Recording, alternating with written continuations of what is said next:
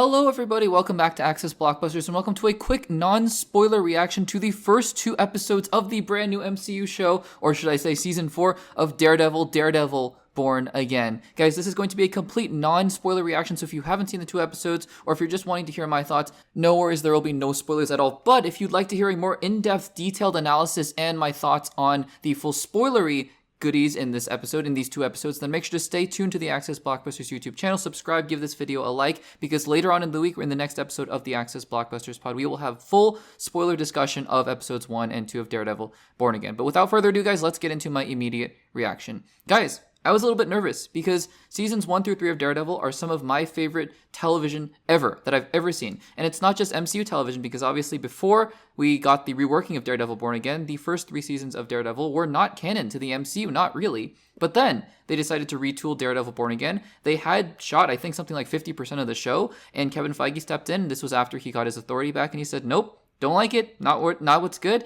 And Vincent D'Onofrio and Charlie Cox later on told interviewers that they were also concerned with the direction of the show, but Kevin Feige stepped back in and he said, nope, we're redoing the show, and they basically redid almost all of the show that they had shot thus far. And I think that they still included some parts of the original show, but this is all brand new, this is all reworked, and it was confirmed that this season and the previous seasons were going to be canon to both the MCU and the Netflix show, which is super, super, super exciting. Now, me personally, I had watched the first 3 seasons and Defenders a while ago, but it's been a long time, and I love those 3 seasons, but it's been a long time. So actually, recently, I just started rewatching season 1, and I'm hoping to get through the end of season 3 by the time Daredevil Born Again season 1 ends, so that I can do a full rewatch, so at seasons 1 through 3, and then jump right into Daredevil Born Again season 1. And I'm laying this groundwork for a very specific reason, because this show, while it feels different, it does feel different. It's not the exact same as the first season, and I can say that because I just finished watching an episode of season 1. It's not the exact same show, but it's close. It has the DNA of those first 3 seasons. It has a lot of things that you love about those first 3 seasons,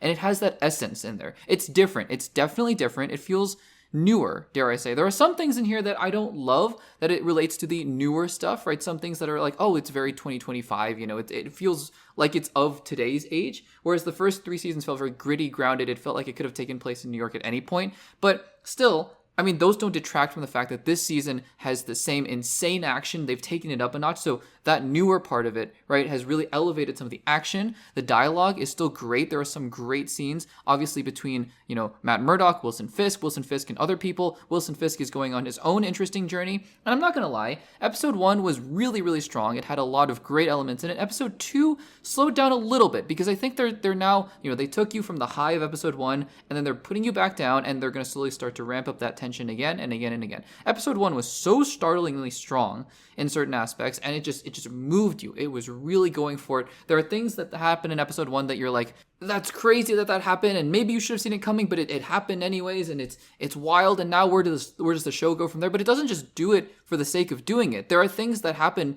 in the first episode that you're like, wow, okay, so we're setting up these things, X, Y, and Z in season 1, and it's fantastic. And this is, you know, it really makes the title Daredevil Born Again. You understand exactly what's going on with the words Daredevil Born Again. You get it, right? It really fits into the thematic elements of the show. And there are some really interesting parallels to the real world that are also happening in the first couple episodes. Perhaps not going to make everyone super happy, but I think that the nature of the show, it's not just brute force action. It's also a lot of really interesting investigations, legal things that are going on, which that's the DNA of the first 3 seasons of Daredevil, and I loved it. You're getting all your characters that you love again, and Matt Murdock and Wilson Fisk, Charlie Cox and Vincent D'Onofrio, they shine as always. Guys, these first 2 episodes, especially episode 1, really strong. Can't wait to see where they go from here. Episode 2, like I said, a little slower, but I think a lot of the plot threads that they're setting up there are very interesting. So guys, have you seen episodes 1 and 2 of Daredevil Born Again? Make sure to stay tuned on the channel for a full spoiler discussion of those 2 episodes. What did you think about those 2 episodes? And let me know in the comments down below. Make sure to subscribe, give this video a like, and I'll see you guys in the next one.